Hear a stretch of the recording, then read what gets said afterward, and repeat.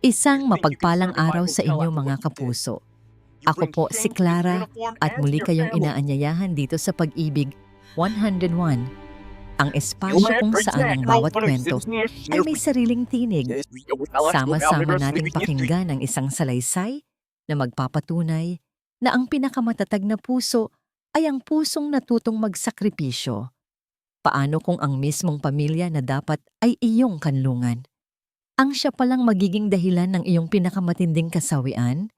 At paano kung ang pag-ibig na akala mo'y matagal nang nakabaon sa nakaraan ay magbalik para buksan ang mga sugat na pilit mong tinatakpan? At dahil dyan, I am officially filing a petition for the full guardianship of the children.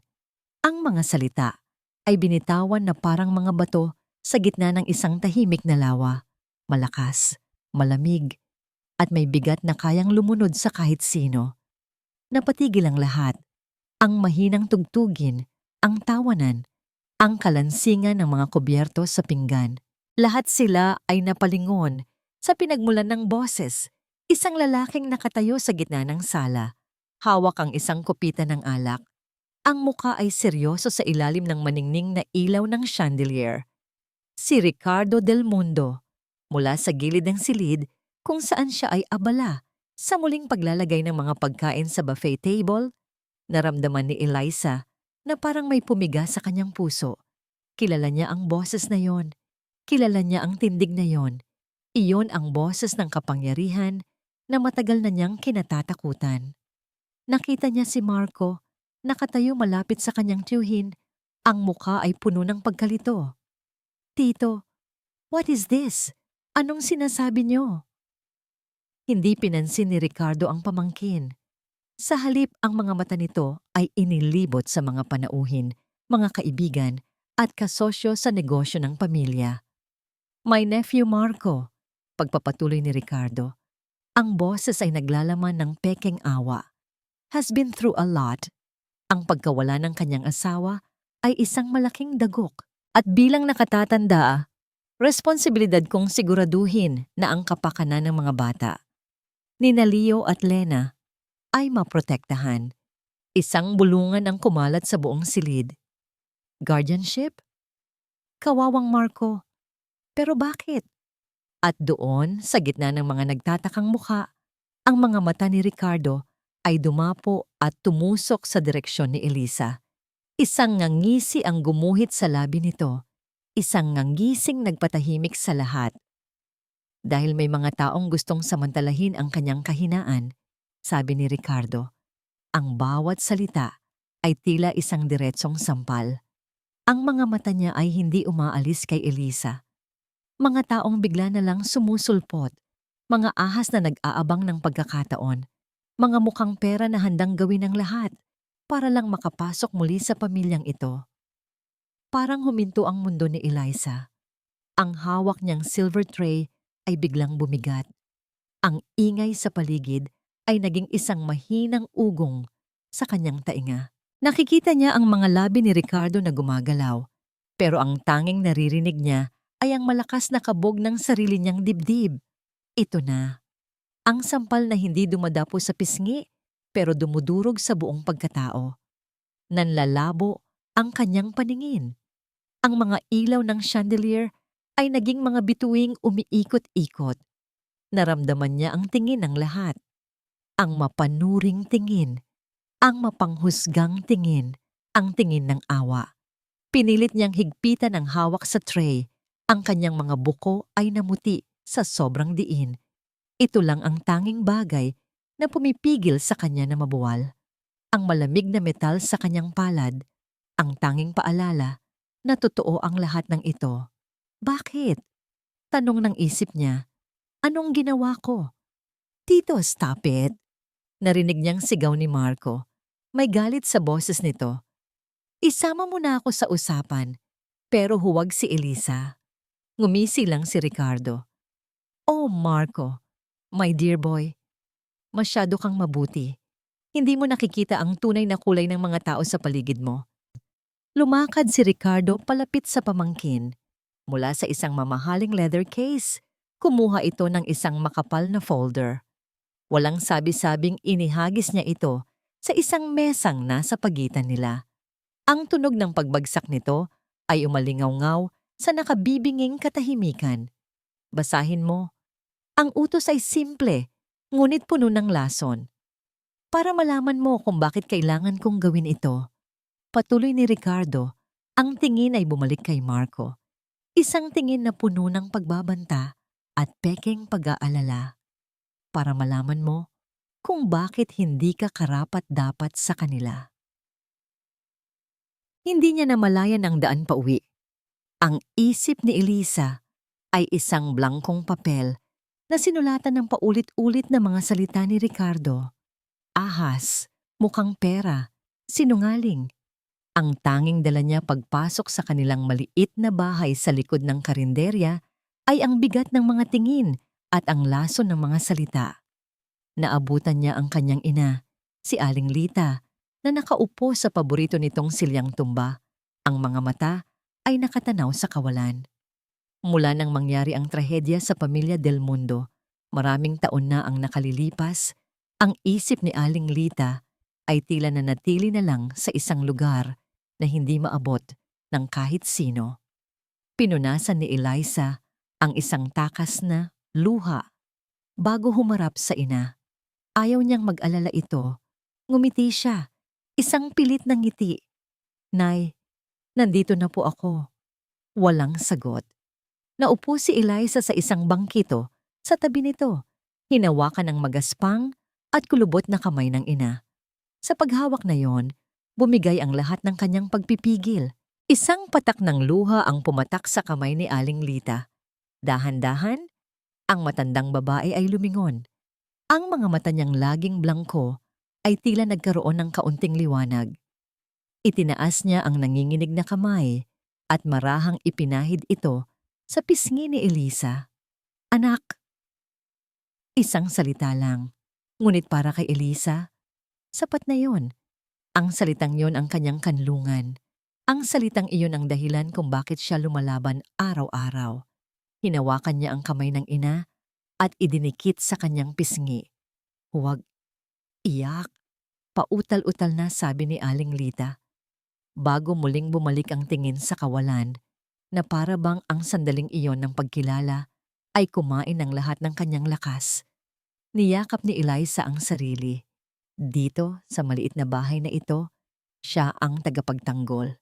Ngunit ngayong gabi, pakiramdam niya ay siya ang pinakawalang kaya sa buong mundo. Samantala, sa mansyon ng mga Del Mundo, tapos na ang pagdiriwang. Ang mga panauhin ay umalis na. Dala-dala ang bagong tsismis na pag-uusapan sa mga susunod na araw. Ang naiwan na lang ay ang nakabibinging katahimikan at ang makapal na folder na nasa ibabaw pa rin ng mesa. Si Marco ay nakatayo sa tapat nito, nakatingin, na parang ito ay isang ahas na handang tumuklaw. Hindi ko kailangang gawin iyon kung nakinig ka lang sa akin. Basag ni Ricardo sa katahimikan. Nakaupo ito sa isang silyang balat, kalmado, na para bang wala siyang sinirang reputasyon at dinurog na puso kanina lang. Anong gusto niyong palabasin, Tito? Tanong ni Marco. Ang boses ay pagod at puno ng hinanakit. Na hindi ko kayang alagaan ang sarili kong mga anak, na kailangan ko ng tulong niyo. Tumayo si Ricardo at marahang lumapit sa kanya. Inilagay ang isang kamay sa kanyang balikat. Hindi tulong, Marco. Proteksyon. Para sa mga bata. At para sa iyo. Itinuro nito ang folder. Buksan mo. Nag-aalangan man ay sinunod ito ni Marco. Ang kanyang mga kamay ay nanginginig habang binubuklat ang mga dokumento. Ang laman nito ay mga papeles na may opisyal na itsura. Medical reports, psychological evaluations, mga reseta ng gamot. At sa bawat pahina, naroon ang kanyang pangalan. Binasa niya ang mga nakasulat. Major Depressive Disorder, Post-Traumatic Stress, Secondary to Spousal Death, Impaired Judgment, Emotional Instability. Ano to? Halos pabulong niyang tanong. Saan niyo nakuha ang mga to? Mula sa doktor mo, Marco? Malumanay na sagot ni Ricardo. Nakausap ko siya. Nag-aalala siya para sa'yo. Para sa atin. Gumuho ang mundo ni Marco. Totoo, nagpupunta siya sa doktor. Totoo, binigyan siya ng gamot para tulungan siyang makatulog. Pero hindi ganito. Hindi ganito kasama ang sitwasyon. O ganito nga ba? Pinagdudahan niya ang sarili. Ang mga salita sa papel ay tila mga salamin na nagpapakita ng isang bersyon niya na ayaw niyang makita. Isang lalaking wasak. Hindi ito habang buhay. Sabi ni Ricardo, ang boses ay tila isang malambing na lason. Pansamantala lang, hanggang sa maging maayos ka ulit. Hayaan mo muna sa akin ang mga bata. Ito ang praktikal na gawin para sa kanila.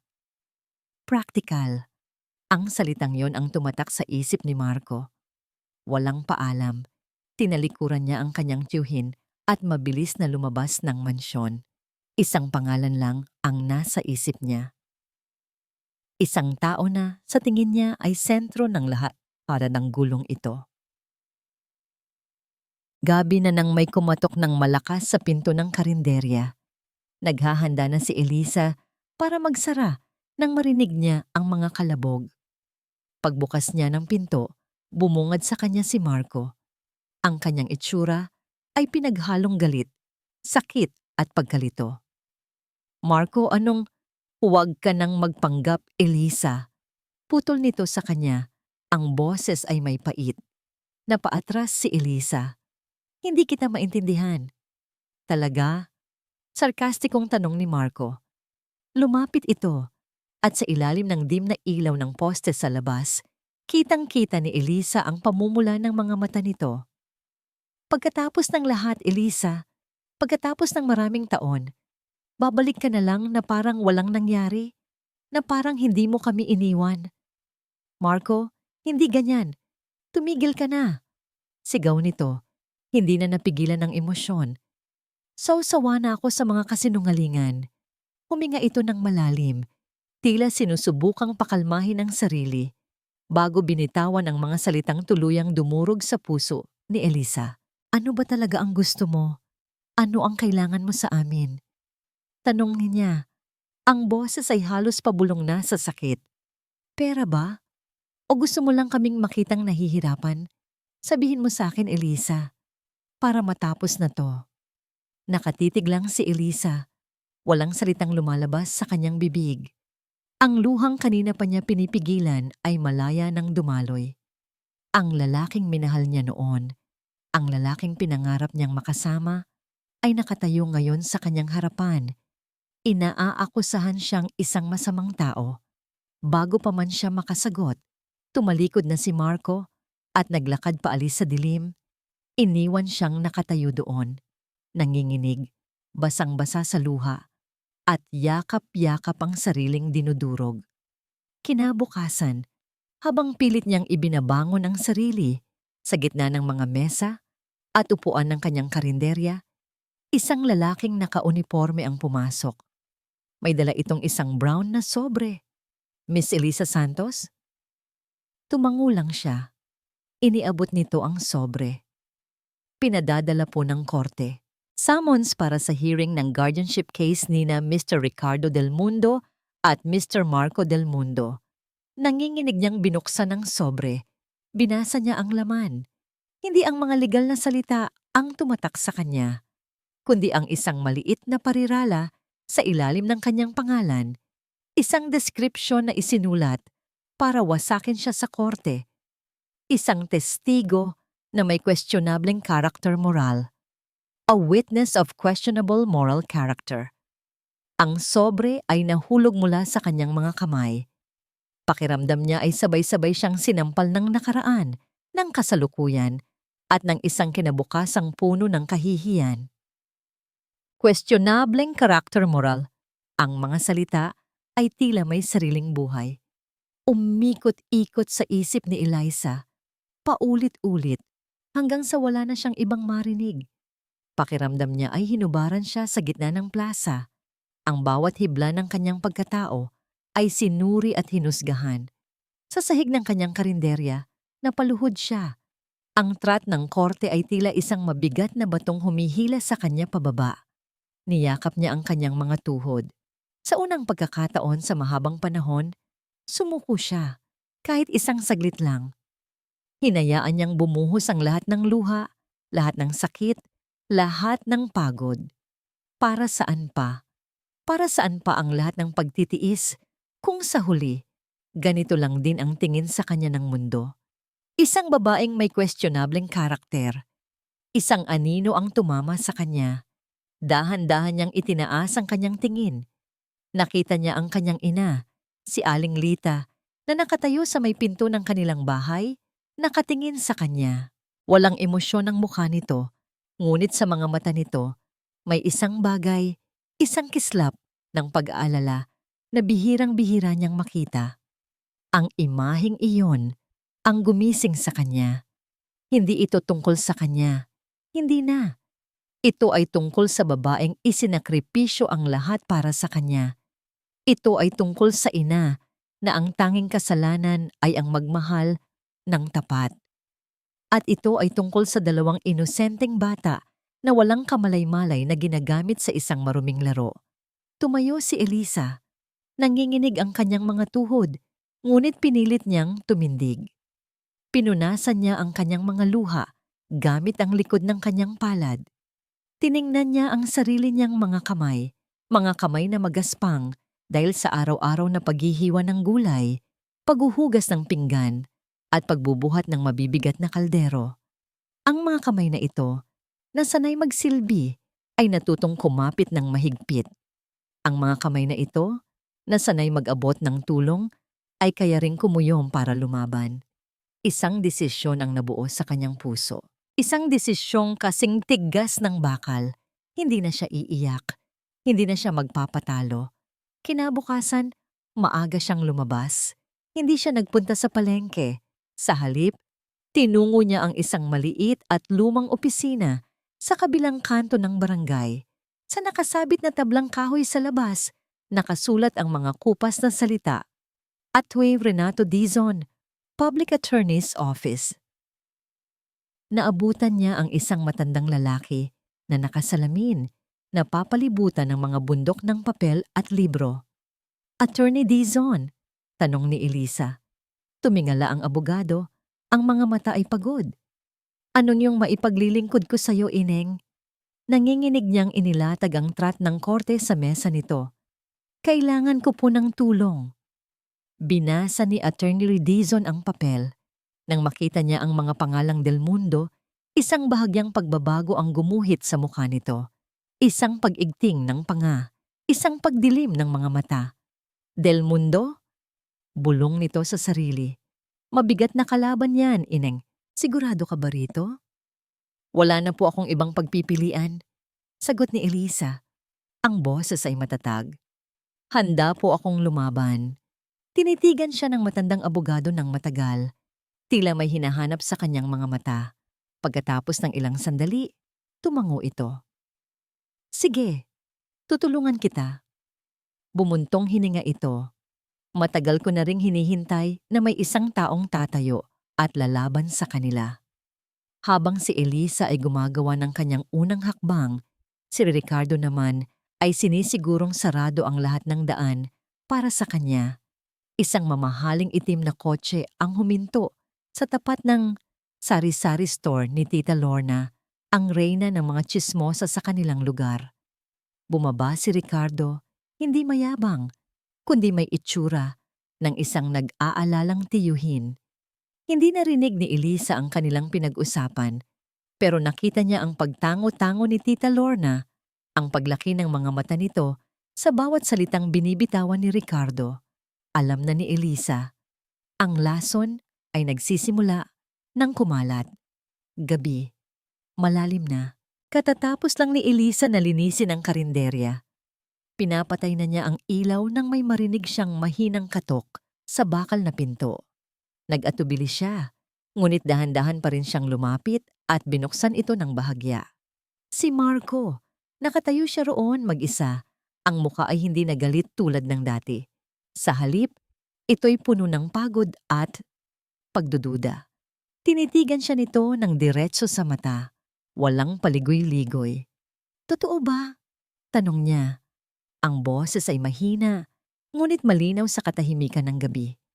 Totoo bang may tinatago ka sa akin tungkol sa nakaraan? Nakatayo si Marco sa harap ni Elisa, naghihintay ng sagot. Ang tanong niya ay nakabitin sa mabigat na hangin sa pagitan nila. Totoo bang may tinatago ka sa akin tungkol sa nakaraan? Hindi sumagot si Elisa. Hindi niya kayang sabihin ang oo dahil napakaraming sugat ang bubuksan nito. Hindi niya kayang sabihin ang hindi dahil iyon ang pinakamalaking kasinungalingan. Sa halip, tinalikuran niya ito at marahang lumakad papasok sa karinderya. Pumasok ka, Marco. Baka may makakita sa atin. Sumunod ito, ang bawat hakbang ay mabigat. Naupo sila sa isa sa mga mesang kahoy. Ang tanging liwanag ay mula sa isang maliit na bombilya sa kusina. Hindi ko alam kung saan magsisimula, mahinang sabi ni Elisa. Ang mga mata ay nakatuon sa mga guhit sa ibabaw ng mesa. Hindi niya ito tinitingnan. Ang nakaraan ay isang lugar na ayoko nang balikan. Kailangan kong malaman, Elisa, pilit ni Marco. Sinabi ni Tito Ricardo na, si Tito Ricardo, putol ni Elisa, at sa unang pagkakataon, may bahid ng pait sa kanyang boses. Tumingin siya kay Marco. Ano ba ang sinabi niya sa iyo tungkol sa pag-alis namin noon? Natigilan si Marco. Sinabi niya na binigyan kayo ni Papa ng malaking halaga para makapagsimula kayo sa ibang lugar, para sa bagong buhay, na kusa kayong umalis. Isang mapaklang tawa ang kumawala sa lalamunan ni Elisa. Isang tawang walang saya, puno ng sakit. Bagong buhay? Marco, ang bagong buhay na ibinigay sa amin ay isang lumang kwarto na inuupahan sa dulo ng bayan. Ang malaking halaga ay sapat lang para sa isang linggong pagkain. Huminga siya ng malalim. Tumigil ako sa pag-aaral para magtrabaho. Naglalabada, naglilinis ng bahay, kahit ano. Nagkasakit si nanay. Isang gabi, bigla na lang siyang hindi na makapagsalita ng diretsyo. Ang sabi ng doktor, dahil daw sa matinding stress, sa matinding pag-iisip. Hindi niya sinabing tinapon kami o pinagkaitan kami. Pero narinig ni Marco ang mga salitang hindi niya binigkas. Nakita niya ang mga larawang hindi niya ipininta. Ang dalagang dati ay puno ng pangarap ay naging isang babaeng ang tanging mundo ay ang pag-aalaga sa ina at pagkayod para sa kanilang dalawa. Biglang may sumilid na alaala sa isip ni Marco. Isang basag na piraso ng nakaraan. Ang araw na paalis siya papuntang Maynila para mag-aral sa kolehiyo. Malungkot siya dahil hindi nagpaalam si Elisa. Habang pasakay siya ng kotse, nakita niya mula sa bintana ang kanyang Tito Ricardo sa may balkonahe, nakatingin sa papalayong sasakyan. At nakangiti ito. Isang nangiting hindi niya maintindihan noon. Isang nangiting kakaiba, puno ng tagumpay. Ang alaalang iyon na dati walang kahulugan, ngayon ay tila isang susi. Isang susi na nagbubukas ng pinto sa isang madilim na silid na puno ng mga tanong. Marco? Nabalik siya sa kasalukuyan dahil sa boses ni Elisa at kasabay nito, isang maliit na boses pa ang narinig niya mula sa labas. Papa? Napalingon sila pareho. Sa may pinto ng karinderya, nakatayo ang dalawang bata, si Leo at Lena, ang kambal ni Marco. Nakalimutan niyang nasa sasakyan lang pala ang mga ito.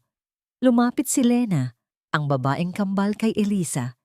Nakita siguro nito ang lungkot sa mga mata ng dalaga. Mula sa maliit nitong bulsa, kumuha ito ng isang piraso ng candy at inilahad kay Elisa. For you po, sabi ng bata. Napatingin si Elisa sa batang babae. Ang mga mata, ang ilong, ang hugis ng mukha. Nakikita niya ang pamilya Del Mundo. Nakikita niya ang kanyang sariling dugo. Hindi niya napigilan ang sarili. Marahan niyang hinaplos ang pisngi ng bata. At sa sandaling iyon, lahat ng galit at sakit sa puso ni Marco ay tila natunaw. Nakita niya hindi ang isang ahas na sinasabi ng kanyang tiyuhin, kundi isang babaeng may malalim na sugat at isang batang nag-aalok ng lunas. Umuwi si Marco sa mansyon na gulong-gulo ang isip. Idiniretso niya ang kambal sa kanilang silid. Paglabas niya, naghihintay na ang kanyang tiyuhin sa pasilyo. "Saan ka galing?" Malamig na tanong nito. "Wala ka na roon, tito. Huwag mo akong sagutin ng ganyan, Marco. Alam kong galing ka sa babaeng yon." Bago pa man makasagot si Marco, tumunog ang telepono ni Ricardo. Sinagot niya ito, ngunit ang mga mata ay nanatiling nakatitig kay Marco. Pagkatapos ng ilang saglit, ibinaba ni Ricardo ang telepono. Isang madilim na ngiti ang sumilay sa kanyang mga labi. "Mukhang kailangan ko nang ipakita sa iyo kung gaano ako kaseryoso." "Anong ibig niyong sabihin?" Ang boses ni Ricardo ay naging kasing talim ng patalim. "Sinabihan na kita. Layuan mo ang babaeng yan, Marco." Naglakad ito palapit, ang bawat hakbang ay may bigat. Bumulong ito, sapat lang para marinig ni Marco. "Or I will use my final card." Ang banta ni Ricardo ay parang isang madilim na ulap na nakabitin sa isip ni Marco. My final card. Ano yon? Anong alas pa ang tinatago ng kanyang tiyuhin? Para takasan ang bigat ng pakiramdam sa loob ng mansyon at para makaiwas sa mga mapanuring mata ni Ricardo, dinala ni Marco ang kambal sa sentro ng bayan. Araw ng fiesta. Ang buong lugar ay puno ng buhay, mga makukulay na banderitas, malakas na tugtugin, at ang amoy ng mga nilulutong pagkain na nagpapaligsahan sa hangin. Sa gitna ng lahat ng kasiyahan, isang amoy ang pamilyar sa kanya. Ang amoy ng adobo at menudo mula sa karinderya ni Elisa. Nakita niya ito, abalang-abala, sa pag-aasikaso ng mga customer na dagsaan. Si Elisa ay tila nasa sarili niyang mundo. Ang kanyang mga kilos ay mabilis at sanay. Sa kabila ng pagod na mababakas sa kanyang mukha, mayroon pa ring dignidad sa bawat paggalaw niya. "Papa, gutom na kami," sabi ni Leo, sabay turo sa karinderya. Isang ideya ang pumasok sa isip ni Marco. Isang paraan para makatakas, kahit panandalian lang. "Sige, tutulungan natin si Tita Elisa niyo." Nagulat si Elisa nang makita silang tatlo na pumasok sa kanyang maliit na kusina. "Marco, anong ginagawa niyo rito?" "Para tulungan ka," simpleng sagot ni Marco, sabay kuha ng isang apron. "At para pakainin itong dalawang gutom na." Walang nagawa si Elisa kundi pumayag. Sa una, may ilangan. Ngunit habang lumilipas ang oras, ang ingay ng fiesta sa labas at ang abalang gawain sa loob ng kusina ay tila nagtunaw sa pader na nakapagitan sa kanila. Pinaupo ni Elisa ang kambal sa isang sulok at binigyan ng pagkain. Samantala, si Marco naman ay sumubok na tumulong sa pagbabalot ng lumpia. Ang kanyang mga kamay, na sanay sa pagpirma ng mga dokumento at paghawak ng manibela ng mamahaling sasakyan, ay halatang naninibago sa paghawak ng malambot na pambalot. Ang unang balot niya ay nabutas. Ang pangalawa ay kumalas. Sa pangatlo, naparami ang kanyang sahog.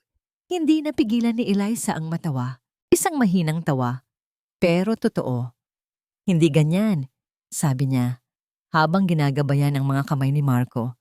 "Dahan-dahan lang, kailangan may pakiramdam." Ang kanilang mga kamay ay nagdikit. Isang kuryente ang gumapang sa braso ni Marco. Napatingin siya kay Elisa na napatingin din sa kanya. Sa sandaling iyon, hindi sila ang Marco at Elisa na sinira ng nakaraan. Sila ang Marco at Eliza ng dati, 2 taong nagkakaintindihan kahit walang salita. Ang tawa nilang dalawa, ang unang totoong tawa na narinig nila mula sa isa't isa pagkatapos ng maraming taon. Sa labas, sa gitna ng mga taong kumakain, umupo si Tita Lorna. Dala ang isang plato ng pansit. Lumapit siya sa isang kaibigan. Ngunit ang mga mata niya ay nasa loob ng karinderya. Pinapanood ang bawat galaw ni na Marco at Elisa. May kakaibang ekspresyon sa kanyang mukha Hindi na purong panghuhusga, kundi pinaghalong pagtataka at kaunting konsensya. Nang magkaroon ng pagkakataon, lumapit si Tita Lorna kay Elisa na nagpupunas ng mesa. Elisa, iha, mahinang sabi nito. Po, Tita Lorna? Yung sinabi sa akin ni Don Ricardo, nag-aalangang sabi ng matanda. Pasensya ka na. Nadala lang ako. Tumingin ito sa paligid bago bumulong. Pero may narinig kasi ako dati, nung nabubuhay pa ang tatay ni Marco, si Don Ignacio. Sabi ng mga katulong sa mansyon, may ibang anak daw, si Don Ignacio. Natigilan si Elisa. Hindi ko alam kung totoo. Mabilis na dagdag ni Tita Lorna. Chismis lang naman. Sabi pa nga, bigla na lang daw umalis yung katiwala nilang si Mang Celso pagkatapos mamatay ng mag-asawa. Baka may alam yon. Bumalik si Elisa sa kusina na lutang ang isip. May ibang anak daw si Don Ignacio. Ang mga salitang iyon ay umalingaw-ngaw sa kanyang ulo. Gabi na. Ang kasiyahan ng fiesta ay unti-unti nang humuhupa. Tinutulungan ni Marco si Elisa na magligpit. Ang kambal ay nakatulog na sa isang mahabang bangko. Salamat sa araw na ito, Elisa, sabi ni Marco. Naramdaman kong normal ulit ang lahat. Ngumiti lang si Eliza. Isang maliit na ngiti na hindi umabot sa kanyang mga mata.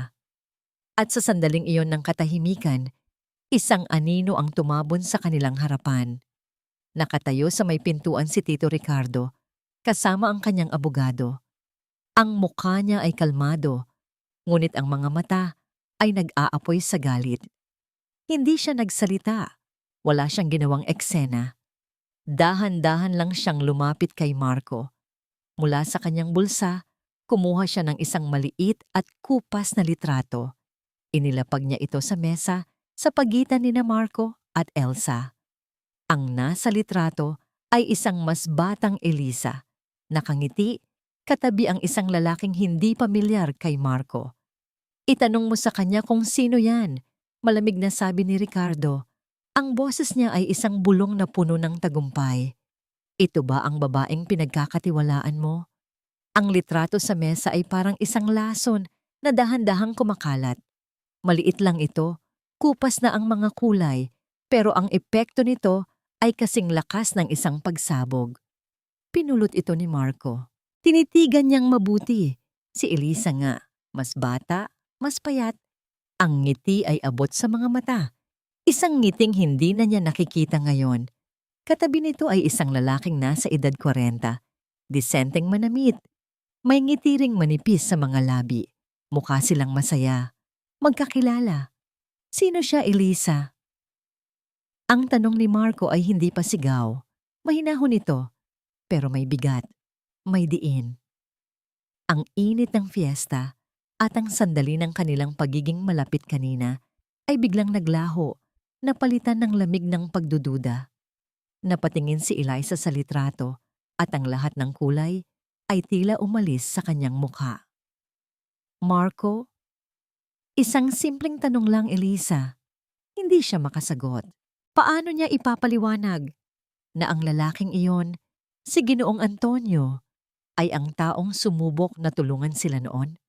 Na ito ang nagbigay sa kanila ng kaunting pera at nangakong babalik para ayusin ang lahat, pero hindi na muling nagpakita na ang pagkawala nito ay isa sa mga dahilan kung bakit tuluyang nawalan ng pag-asa ang kanyang ina. Ang pagsasabi ng katotohanan ay magbubukas ng napakaraming pinto, mga pinto na matagal na niyang isinara at ikinandado. At sa harap ni Ricardo, ang bawat salita niya ay maaaring gamitin laban sa kanya. Ang hiya, ang kahihiyan ng kanilang nakaraan, ang pumipigil sa kanyang dila, ang kanyang pananahimik, ang naging sagot para kay Marco. Nakikita mo na. Sabat ni Ricardo, ang boses ay puno ng pagkaawa para sa pamangkin. Yan ang hirap sa'yo, Marco. Masyado kang nagtitiwala. Lumapit ang abogado ni Ricardo. Naglapag ito ng isa pang folder sa mesa. Ayon sa aming investigasyon, formal na sabi ng abogado, Ang lalaking yan sa litrato ay si Antonio Reyes. Mayroon siyang naunang kaso ng estafa at mayroon kaming testigo na magpapatunay na madalas silang magkita ni Mrs. Santos bago siya umalis sa bayan. Pagkatapos mamatay ng mga magulang mo, Marco. Kasinungalingan. Isang napakalaking kasinungalingan. Nagkita nga sila, pero para humingi ng tulong, hindi para makipagsabwatan.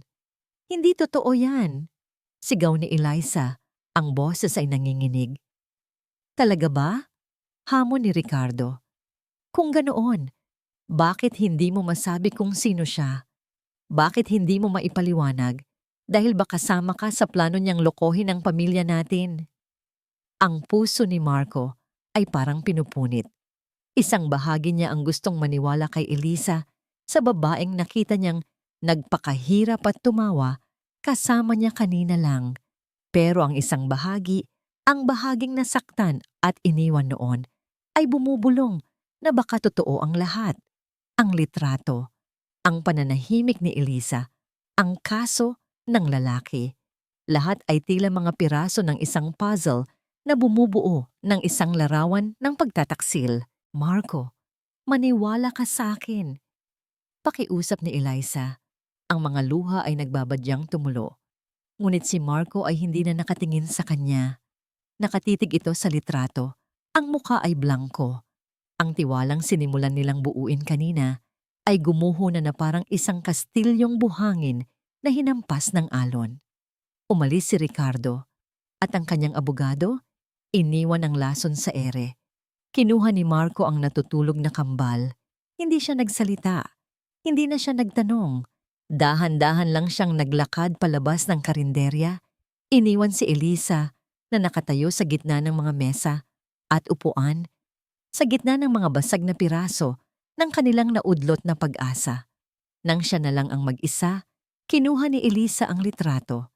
Hinaplos niya ang mukha ng lalaki sa larawan. Isang pamilyar na haplos, ngunit may kasamang lungkot at hinanakit. Dala ang litrato, pumasok siya sa kanilang bahay. Naabutan niya ang kanyang ina, nagising pa, nakaupo sa silyang tumba. Inilahad niya ang litrato sa ina. Nay, natatandaan niyo pa po ba siya? Tinitigan ni Aling Lita ang litrato. Sa una, blanko ang kanyang mga mata. Ngunit unti-unti, isang bagay ang nagbago. Isang emosyon ang gumuhit sa kanyang mukha. Isang emosyong matagal nang hindi nakikita ni Eliza. Takot at galit. Ang kanyang mga labi ay nanginginig. Ang kanyang paghinga ay bumilis. Bigla niyang hinablot ang litrato. At sa isang tinig na malakas at malinaw, isang tinig na nagulat kahit si Eliza, sumigaw siya.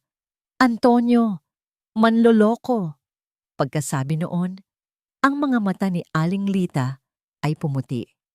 Ang kanyang katawan ay nanigas at walang buhay siyang bumagsak sa sahig. Ang pasilyo ng ospital ay malamig at tahimik. Ang tanging tunog ay ang mahinang ugong ng aircon at ang pabalik-balik na mga yapak ng mga nurse. Nakaupo si Eliza sa isang plastik na upuan sa labas ng emergency room. Ang kanyang mga kamay ay magkayakap na para bang iyon na lang ang pumipigil sa kanya na magkawatak-watak. Ang sigaw ng kanyang ina, manloloko, ay paulit-ulit na tumutunog sa kanyang isip. Isang pamilyar na anino ang tumama sa kanya. Pag-angat niya ng tingin, nakita niya si Marco na napapalapit. Ang galit sa mukha nito kagabi ay napalitan ng isang bagay na mas komplikado. Pag-aalala, pagkalito, at bakas ng pagsisisi. Hindi ito nagsalita. Umupo lang ito sa upuang katabi niya. Nag-iwan ng isang maliit na espasyo sa pagitan nila. Kumusta na siya? Basag ni Marco sa katahimikan. Hindi pa namin alam, sagot ni Eliza. Ang boses ay pagod. Inoobserbahan pa siya ng mga doktor. Muli, katahimikan. Ngunit sa pagkakataong ito, hindi ito ang katahimikan ng pagdududa, kundi ang katahimikan ng dalawang taong parehong naghahanap ng mga sagot. Hindi ko maintindihan, Eliza, mahinang sabi ni Marco, halos sa sarili lang niya. Ang reaksyon niya, Hindi iyon reaksyon ng isang taong nakakita lang ng litrato ng isang kasabwat. Iba, may galit, may takot. Parang nakakita siya ng multo. Tumingin ito kay Eliza. Ang sinabi ni Tito na si Antonio ay isang estafador. Pakiramdam ko hindi totoo. Ang mga salitang iyon ay isang maliit na patak ng ulan sa tigang na lupa ng puso ni Eliza. Hindi pa ito tiwala, pero simula na ito. Ang simula ng pagdududa sa tamang tao. Pagkatapos ng ilang oras, sa isang tahimik na sulok ng ospital, habang naghihintay, inilabas ni Marco ang kanyang telepono. Hindi niya alam kung ano ang kanyang hinahanap. Nag-type siya sa search bar. Antonio Reyes, lawyer. Walang masyadong lumabas. Nag-type siyang muli. Antonio Reyes del Mundo Corporation. At doon, lumabas ang isang resulta. Isang lumang article mula sa isang business newspaper. Halos 20 taon na ang nakalipas. Isang litrato ng kanyang ama, si Don Ignacio del Mundo, na nakikipagkamay sa isang lalaki. Ang caption, Don Ignacio del Mundo with his new legal counsel, Attorney Antonio Reyes. Napatitig si Marco sa screen. Abogado, hindi estafador. Abogado ng kanyang ama. Isang napakalaking kasinungalingan ang nabunyag sa harap niya. Ang pundasyon ng lahat ng sinabi ni Ricardo ay nagsimulang gumuho. Kinabukasan, inilipat si Aling Lita sa isang pribadong silid. Stable na raw ang kanyang kondisyon. Nang pumasok si Eliza, naabutan niya si Marco na nakaupo sa tabi ng kama, tahimik na nagbabalat ng mansanas para sa kanyang ina. Ang simpleng kilos na yon ay mas malakas pa sa kahit anong salita ng paghingi ng tawad. Nagising si Aling Lita. Lumingon ito sa paligid. Ang mga mata ay mas malinaw kumpara sa mga nakaraang araw. Tumingin ito kay Eliza, tapos kay Marco. May pagkilala sa kanyang mga mata. Anak! Mahinang sabi nito kay Eliza. Lumapit si Eliza at hinawakan ang kamay ng ina. Nay, ayos lang po ba kayo? Dahan-dahan, itinaas ni Aling Lita ang kanyang kabilang kamay. Mula sa ilalim ng unan, may kinuha ito, isang luma, at medyo kinakalawang ng panusok sa buhok na may disenyong bulaklak ng sampagwita sa dulo. Inilagay niya ito sa palad ni Eliza. Ang alaala ng tatay mo, pautal-utal niyang sabi. Nanginig ang kamay ni Eliza habang hawak ang suklay. Ito ang paborito ng kanyang ina. Nawawala ang kahon. Dagdag pa ni Aling Lita, ang paghinga ay medyo nahihirapan. Ang kahon para sa'yo. Anong kahon po, Nay? Tumingin si Aling Lita kay Eliza. Ang mga mata ay puno ng isang mensaheng kailangan niyang iparating. Hinigpitan niya ang hawak sa kamay ng anak. Nasa hardin, huminga ito ng malalim. Pabandinin ko tayo na igingam sa ilalim ng mga sampagita. Pagkasabi noon, muli siyang napapikit, tila naubos na ang kanyang lakas. Nagkatinginan sina Eliza at Marco. Hardin, sampagita, kahon, mga piraso ng palaisipan. Alam nila kung anong hardin ang tinutukoy nito. Ang hardin sa mansyon ng mga Del Mundo, kung saan may isang malaking puno ng sampagwita na paboritong-paborito ng yumaong asawa ni Don Ignacio. Kailangan nating pumunta doon, sabi ni Marco. Ang boses ay puno ng determinasyon. Pero paano? Nandyan si Tito Ricardo. Ako ang bahala, sagot ni Marco. Kailangan nating malaman kung ano ang nasa kahon na yon. Habang naghahanda silang umalis ng ospital, biglang nagring ang telepono ni Eliza. Isang hindi rehistradong numero. Sinagot niya ito. Eliza! Isang pamilyar na boses ang narinig niya sa kabilang linya. Si Tita Lorna. Ang boses nito ay nanginginig at puno ng pagkasindak. Bakit po, Tita Lorna? Nandito ako sa may kanto, malapit sa mansyon. Si Don Ricardo. May mga tauhan siyang kasama. May mga dalang pala at piko. Humigpit ang hawak ni Eliza sa telepono. Ano pong ginagawa nila? Naghuhukay sila, iha. Halos pasigaw na, sabi ni Tita Lorna. Naghuhukay sila sa hardin. Doon mismo sa ilalim ng malaking puno ng sampagita. Ang sasakyan ni Marco ay humarurot na parang kidlat sa mga pamilyar na kalsada ng kanilang bayan. Bawat segundo ay mahalaga. Ang imahe ng mga taong naghuhukay sa hardin ay parang apoy na sumusunog sa kanilang mga isip. Pagdating nila sa tarangkahan ng mansyon, hindi na nag-aksaya ng panahon si Marco. Binusinahan niya ng malakas at tuloy-tuloy hanggang sa takot na buksan ito ng gwardya. Pumasok sila sa malawak na driveway at huminto malapit sa hardin. Ang eksenang bumungad sa kanila ay mas masahol pa sa kanilang inaasahan. Dalawang hardinero ang walang tigil sa paghuhukay sa lupa, sa paanan ng malaking puno ng sampagwita. Ang mga puting bulaklak na dati simbolo ng kapayapaan sa hardin, ngayon ay nakakalat at nayurakan sa lupa. At sa gilid, nakatayo si Ricardo, nagbibigay ng direksyon. Ang mukha ay hindi mapakali, puno ng kasabikan at kaba. Tito, ang sigaw ni Marco ay umalingaw-ngaw sa buong hardin. Lumingon si Ricardo. Ang pagkagulat ay malinaw na gumuhit sa kanyang mukha. Hindi niya inaasahan na darating sila. At lalong hindi niya inaasahan na makita si Elisa sa tabi ng pamangkin. Marco, anong ginagawa niyo rito? Tanong ni Ricardo. Sinusubukang maging kalmado. Ako dapat ang magtanong niyan, sagot ni Marco. Ang bawat salita ay may diin ng galit. Anong ginagawa niyo sa hardin ni Mama? Bakit niyo sinisira ito? Nagre-landscape lang kami, pamangkin. Palusot ni Ricardo. Isang pilit na ngiti ang idinikit sa kanyang mga labi. Masyado nang matanda ang mga halaman.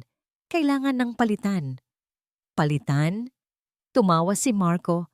Isang tawang walang bahid ng saya. Ang puno ng sampagita na paborito ni Mama.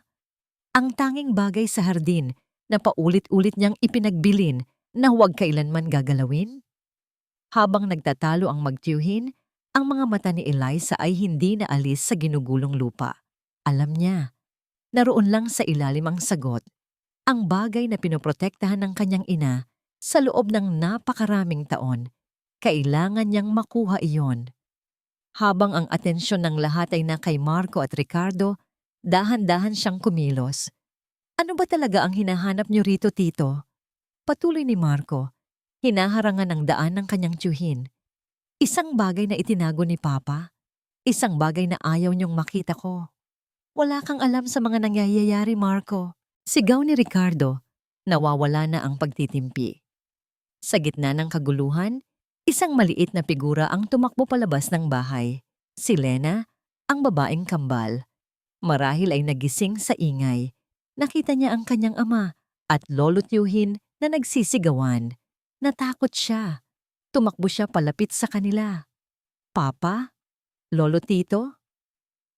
Ang pagdating ng bata ang nagbigay ng pagkakataon kay Elisa. Habang ang lahat ay napalingon sa bata, mabilis siyang lumapit sa hukay. Ang kanyang mga mata ay alerto, hinahanap ang anumang bagay na kakaiba. At nakita niya ito, isang maliit na dulo ng metal na sumisilip mula sa lupa. Natatabunan ng isang malaking ugat. Hindi siya nag-isip. Inalis niya ang kanyang tsinelas at ginamit ang kanyang mga kamay para hukayin ang lupang nakapalibot dito. Malamig, matigas, puno ng putik, pero wala siyang pakialam. Ano yan? Narinig ni Ricardo ang kaluskos. Nakita niya ang ginagawa ni Elisa. Huwag mong pakialaman yan. Sigaw niya, ngunit huli na ang lahat. Sa huling paghila, gamit ang lahat ng kanyang lakas, nakuha ni Eliza ang isang maliit at kinakalawang ng kahon na metal. Mahigpit niya itong niyakap sa kanyang dibdib na para bang iyon ang pinakamahalagang bagay sa mundo. Nakita ito ni Marco. Nakita ito ni Ricardo. Ang mukha ni Ricardo ay namutla. Ang kalmadong maskara ay tuluyang nawala. Napalitan ng purong sindak at galit. Para siyang isang manununugaling na huli sa akto. Sumugod siya papunta kay Elisa. Akin na yan. Ngunit hinarangan siya ni Marco. Sa unang pagkakataon, ang pamangkin ay tumayo laban sa kanyang tiyuhin. Hindi na nag-aalinlangan, hindi na nalilito. Niyakap ni Lena ang binti ni Marco sa isang panig at ang binti ni Elisa sa kabilang panig. Tila sinusubukang pagdikitin ang 2 taong alam niyang magkasangga. Hindi, mariing sabi ni Marco, hindi mo ito makukuha. Nang makitang dehado na siya, isang desperadong utos ang binitawan ni Ricardo sa kanyang mga hardinero na ngayon ay nagsisilbing mga alalay. Kunin niyo yan! Sigaw niya, ang tinig ay basag sa galit. Kunin niyo ang kahon. Huwag niyong paalisin ang babaeng yan. Ang utos ni Ricardo ay parang hudyat ng isang laban. Ang 2 hardinero, na ngayon ay may mga mata ng asong sumusunod sa amo, ay nagsimulang lumapit kay Elisa. Marco! Sigaw ni Elisa. Ang takot ay gumuhit sa kanyang boses. Hindi nagdalawang isip si Marco. Tumakbo ka, Elisa! Dalhin mo yan sa sasakyan. Ako na ang bahala rito. Itinulak niya ng malakas ang tiyuhin, sapat lang para mawala ito sa balanse. Hinarap niya ang 2 tauhan. Ang katawan niya ay naging isang pader sa pagitan nila at ni Elisa. Niyakap ni Elisa ang kahon at tumakbo ng buong bilis. Narinig niya ang sigawan sa kanyang likuran, ngunit hindi siya lumingon. Ang tanging nasa isip niya ay ang makarating sa sasakyan, ang mailigtas ang tanging pag-asa na hawak niya ngayon sa kanyang mga kamay.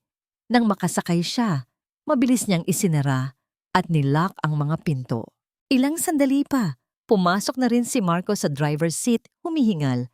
Pinaandar niya ang makina at mabilis na pinatakbo ito palabas ng tarangkahan. Iniwan ang isang nagnginggit-ngit sa galit na si Ricardo. Huminto sila sa isang tahimik na lugar sa tabi ng dagat, kung saan ang tanging maririnig ay ang hampas ng alons sa dalampasigan. Ang kanilang mga paghinga ay unti-unting kumalma. Inilapag ni Elisa ang kahon sa kanyang kandungan. Kinakalawang na ito at puno ng tuyong putik. Mayroon itong maliit na trangka, ngunit sa katagalan ay tila permanenteng nakasara na. Kumuha si Marco ng isang maliit na gamit mula sa glove compartment at pilit na binuksan ang trangka. Sa isang malakas na kalansing, bumukas ito. Nagkatinginan sila. Isang sandali ng pag-aalinlangan.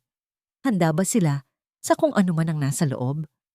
Dahan-dahang itinaas ni Elisa ang takip. Sa loob, may 2 bagay lang. Parehong nakabalot sa isang naninilaw ng plastik para protektahan mula sa halumigmig. Ang una ay isang nakatuping papel. Nanginginig ang mga kamay ni Elisa habang binubuklat niya ito. Ito ay isang dokumento, isang kopya ng birth certificate. At sa espasyo para sa pangalan, malinaw na nakasulat, Elisa S. Del Mundo. Napasinghap si Elisa. Ang kanyang mga mata ay nanlabo dahil sa mga luhang biglang namuo. Del Mundo, ang apelyidong ipinagkait sa kanya buong buhay niya. Nakita niya ang pangalan ng kanyang ina, si Lita Santos, at sa ilalim ng pangalan ng ama, nakasulat, Ignacio Del Mundo. Anak, bulong ni Marco, hindi sa kanya, kundi sa papel. Para siyang nakakita ng isang katotohanang matagal nang nasa harap niya, pero ngayon lang niya naintindihan. Tumingin siya kay Elisa, hindi na bilang isang dating kasintahan, hindi bilang isang babaeng pinagdudahan niya. Ang tingin niya ngayon ay puno ng pagkamangha, pagsisisi, at pagkilala. Kapatid. Ang salitang iyon ay tumagos sa puso ni Elisa. Hindi niya alam kung iiyak siya sa saya o sa lungkot. Ang pangalawang bagay sa loob ng kahon ay isang liham na nakasulat sa isang makalumang stationery paper. Sulat kamay ito ng isang pamilyar na pirma, ang pirma ng kanyang ama. Kinuha ito ni Marco at binasa ng malakas. Para sa aking anak na si Elisa, kung binabasa mo ito, marahil ay matagal na akong wala. Patawarin mo ako, anak, sa lahat ng aking pagkukulang. Patawad kung hindi kita na ipaglaban. Ang pagsasama namin ng iyong ina ay isang bagay na pinahalagahan ko, ngunit natakot akong harapin Ang sasabihin ng mundo, isa iyong pagkakamali na habang buhay kong pagsisisihan. Isinusulat ko ito dahil may panganib na nakaamba. Ang kapatid kong si Ricardo ay matagal nang may masamang balak. Nalaman kong ninanakawan niya ang kumpanya. Mayroon akong mga ebidensya na magpapatunay dito. Itinago ko ang mga yon sa isang taong mapagkakatiwalaan ko. Ang aking abogado, si Antonio Reyes. Ibinilin ko sa kanya na kung may mangyaring masama sa akin, hanapin ka niya at ibigay sa iyo ang lahat. Huwag kang magtitiwala kay Ricardo. Gahaman siya sa kapangyarihan at pera. Alagaan mo ang iyong ina at alagaan mo ang iyong mga kapatid. Mahal na mahal ko kayo. Nagmamahal, Itay Ignacio. Pagkatapos basahin ni Marco ang liham, isang mabigat na katahimikan ang bumalot sa kanilang dalawa. Ang lahat ng piraso ng puzzle ay nagkabit-kabit na. Ang galit ni Ricardo, ang pagkawala ni Antonio, ang pagkasira ng isip ng kanilang ina. Lahat ay may dahilan. Ngayon, ang tanong na lang ay, nasaan ang mga ebidensyang itinago ni Antonio? Sa gitna ng kanilang pag-iisip, biglang nagring ang telepono ni Elisa. Isang hindi pamilyar na numero ulit. Nag-aalangan man, sinagot niya ito. Hello? Si Miss Elisa Santos ba ito?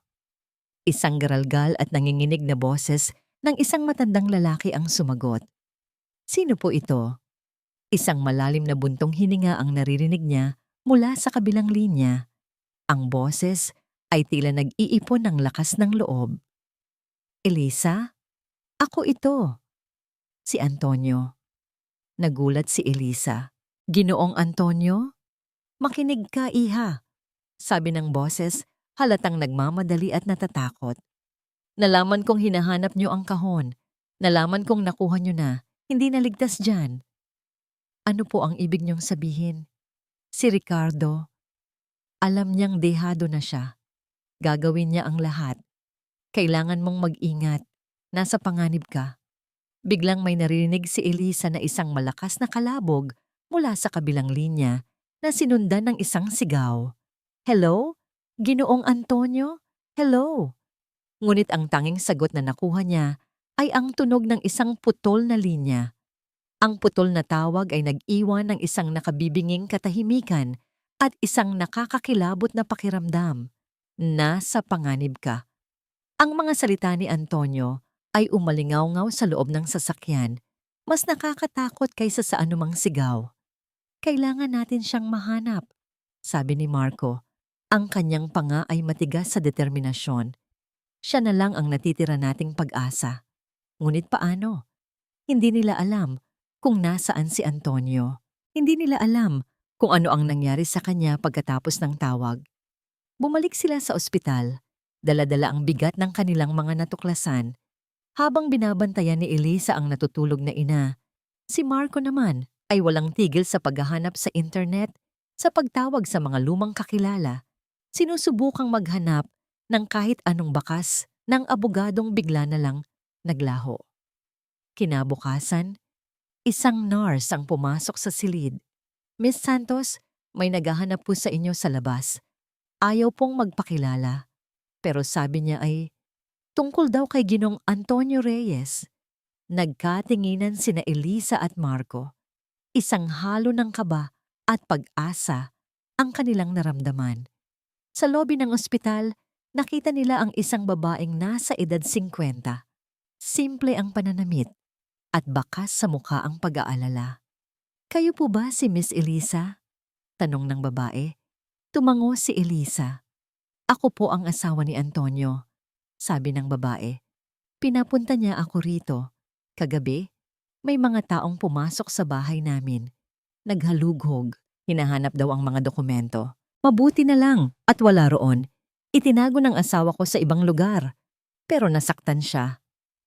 Nasaan po siya ngayon? Tanong ni Marco. Nagpapagaling.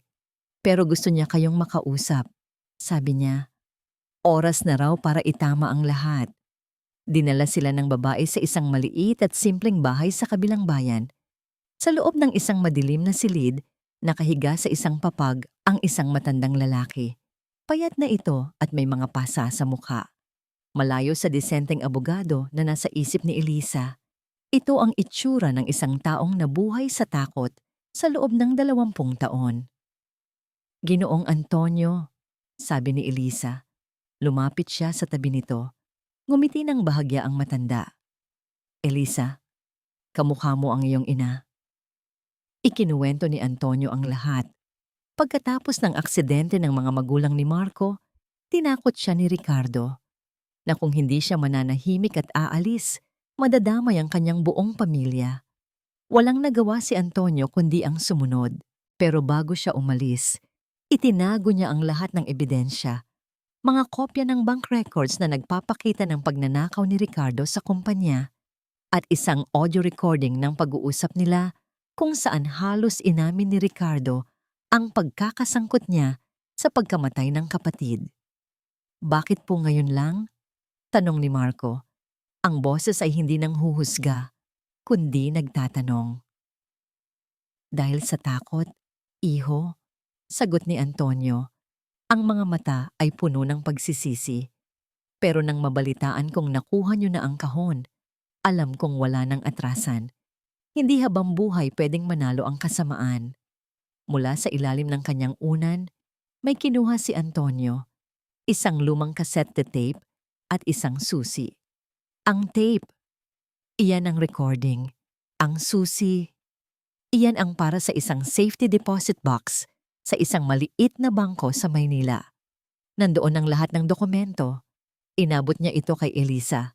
Ang pag-abot na yon ay parang isang pagsasalin ng responsibilidad. Gagamitin ko ito para sa hustisya, Ginong Antonio. Pangako ni Elisa, para sa tatay ko, para sa nanay ko, at para sa pamilya niyo.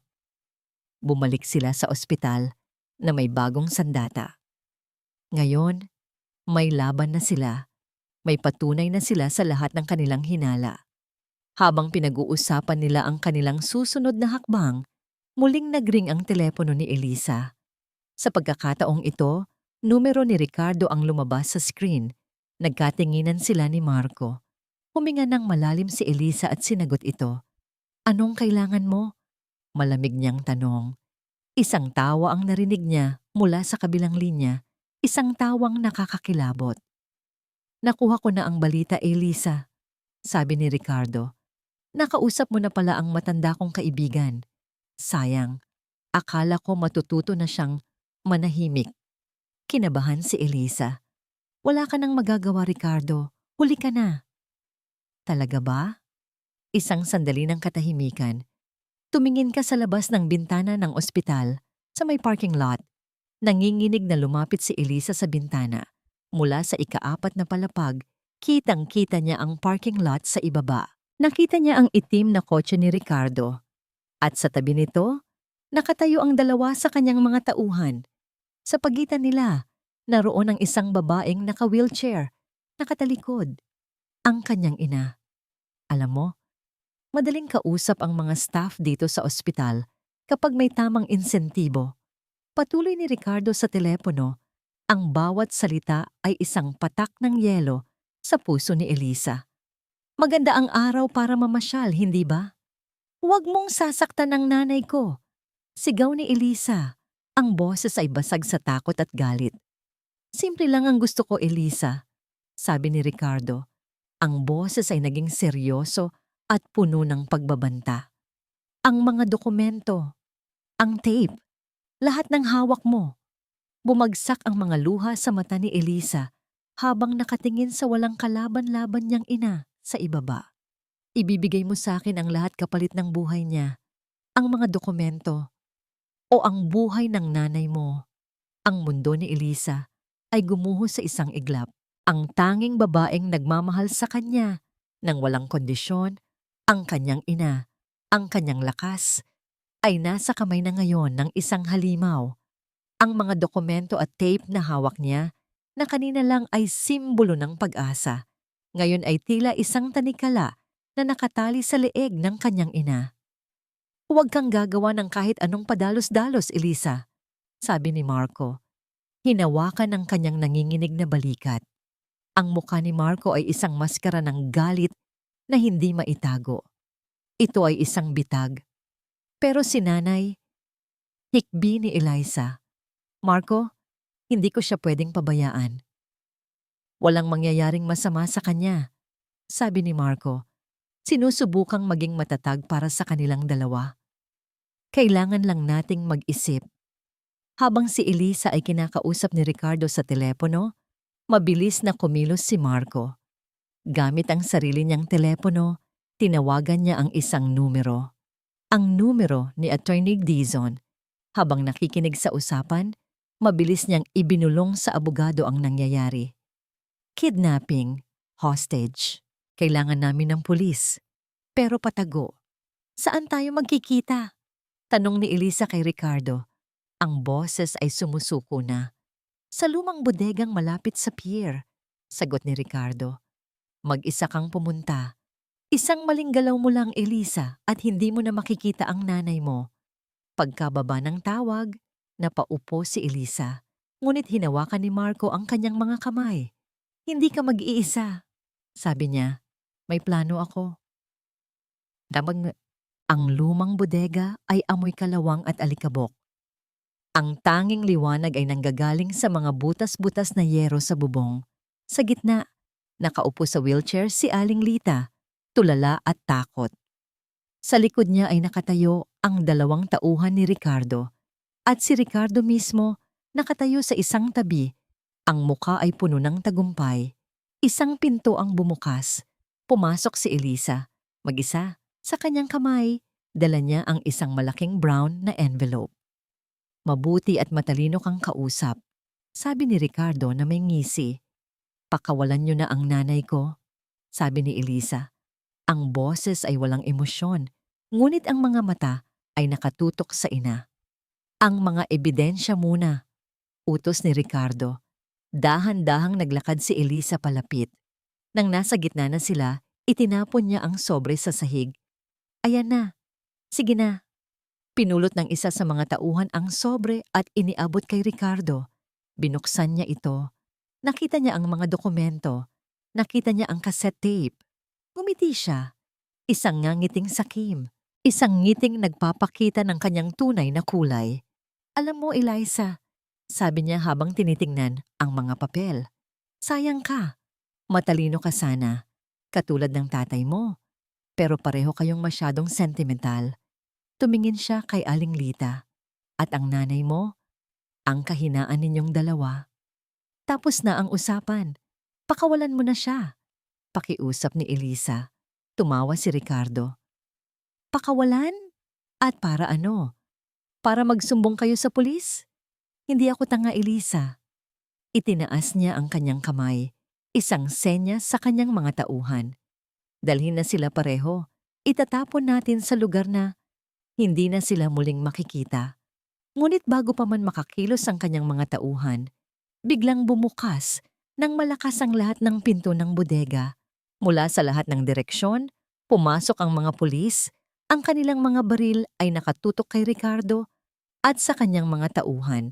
Sa likod nila, pumasok si Marco, kasama si Attorney Dizon. Gulat na gulat si Ricardo. Paano? Hindi mo ba naisip na baka hindi lahat ng tao ay nabibili mo? Sabi ni Marco. Sa gitna ng kaguluhan, isang bagay ang nangyari. Dahil sa takot at pagkalito, ang tauhan na may hawak sa wheelchair ni Aling Lita ay natulak ito ng malakas. Gumulong ang wheelchair papunta sa isang bukas na hukay sa sahig ng bodega na ginagamit para sa maintenance. Nanay? Ang sigaw ni Elisa ay puno ng purong takot. Ngunit si Ricardo, sa kanyang huling desperadong galaw, ay hinablot si Elisa mula sa likuran. Tinutukan ng isang maliit na patalim sa leeg. Walang gagalaw o mamamatay siya. Lahat ay natigilan. Ricardo, itigil mo na to. Wala ka ng takas. Sigaw ni Marco. Tumahimik ka. Sigaw pabalik ni Ricardo. Ang kanyang mga mata ay ligaw na. Kasalanan niyo itong lahat. Dapat sa akin ang lahat ng ito. Ako ang mas magaling. Ako ang mas matalino kaysa sa kapatid ko, pero lagi siyang paborito. Laging siya. Habang sumisigaw siya, habang ibinubuhos niya ang lahat ng kanyang inggit at galit na tinago niya sa loob ng maraming taon, hindi niya namalayan na ang cassette tape na hawak ni Atty. Dizon ay may maliit na play button na pinindot na pala ni Marco kanina. Ang boses ni Ricardo mula sa nakaraan ay umalingaw-ngaw sa buong bodega mula sa maliit na speaker. Walang makakaalam, Antonio. Isang aksidente lang. Isang aksidenteng maglalagay sa akin sa tamang pwesto. Narinig ni Ricardo ang sarili niyang boses. Sa isang sandali ng pagkagulat, lumuwag ang kanyang hawak kay Elisa. Iyon lang ang pagkakataong kailangan ni Elisa. Gamit ang lahat ng kanyang lakas, siniko niya si Ricardo sa tiyan at kumawala.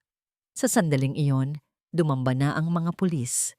Wala nang nagawa si Ricardo kundi ang sumuko. Ang kanyang mukha ay larawan ng isang talunang hari. Hindi pinansin ni Elisa ang kaguluhan. Tumakbo siya papunta sa hukay. Ngunit bago pa mahulog ang wheelchair, nahawakan na ito ni Marco. Magkatulong nilang hinila pataas ang wheelchair, ligtas si Aling Lita. Nang matapos na ang lahat, nang si Ricardo at ang kanyang mga tauhan ay pinoposasan na at isinasakay sa sasakyan ng pulis, walang naramdamang saya si Elisa. Walang paghihiganti. Pumunta siya sa tabi ng kanyang ina na ngayon ay ligtas na at niyayakap ni Marco. Hinawakan niya ang kamay nito. Tapos na po. Nay, bulong niya. Ang mga luha ng ginhawa ay dumadaloy sa kanyang pisngi. Tapos na po ang lahat. Lumipas ang ilang linggo. Ang ingay ng eskandalo ng pamilya Del Mundo ay unti-unting humupa. Napalitan ng panibagong mga tsismis sa bayan. Ngunit para kina Elisa at Marco, ang katahimikan na sumunod ay hindi blanko. Ito ay isang katahimikang puno ng pag-asa.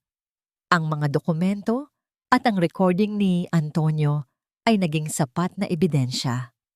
Si Ricardo ay nahatulan sa maraming kaso, pagpatay, kidnapping at pandaraya.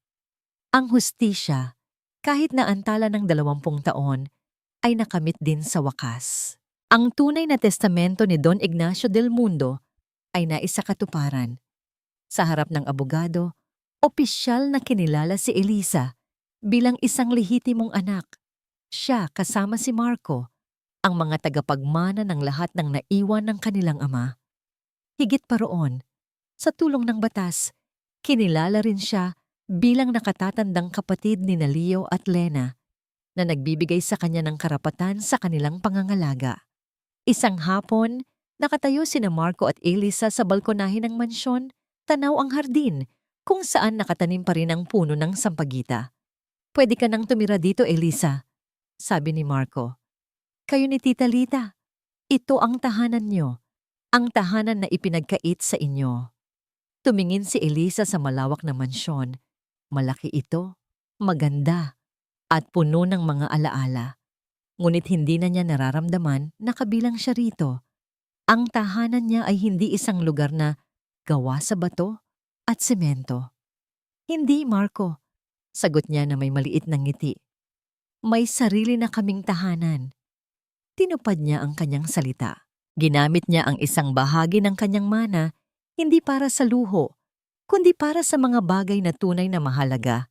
Ipinaayos niya ang kanilang maliit na bahay sa likod ng karinderya.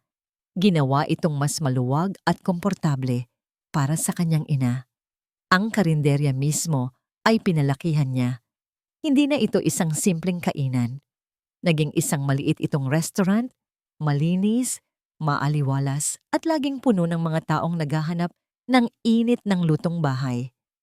Si Aling Lita, na malayo na sa stress at takot, ay unti-unting bumabalik ang lakas. Ang kanyang isip ay mas naging malinaw. Ngayon, madalas siyang nakaupo sa isang silya sa labas ng restaurant, masayang pinapanood ang kanyang mga apo, sina Leo at Lena, na naglalaro habang naghihintay sa kanilang kuya at ate. Sina Marco at ang kambal ay naging permanenteng mga bisita sa restaurant ni Elisa. Halos araw-araw, pagkatapos ng trabaho ni Marco sa opisina, doon sila dumidiretso para sa hapunan. Naging isang ritual na ito. Isang ritual na nagbubuo muli sa kanilang nasirang pamilya, hindi sa loob ng isang malaking mansyon, kundi sa paligid ng isang simpleng mesa na puno ng masarap na pagkain at tawanan. Isang gabi, pagkatapos magsara ng restaurant, habang si Eliza ay nagpupunas ng mga mesa, nilapitan siya ni Marco.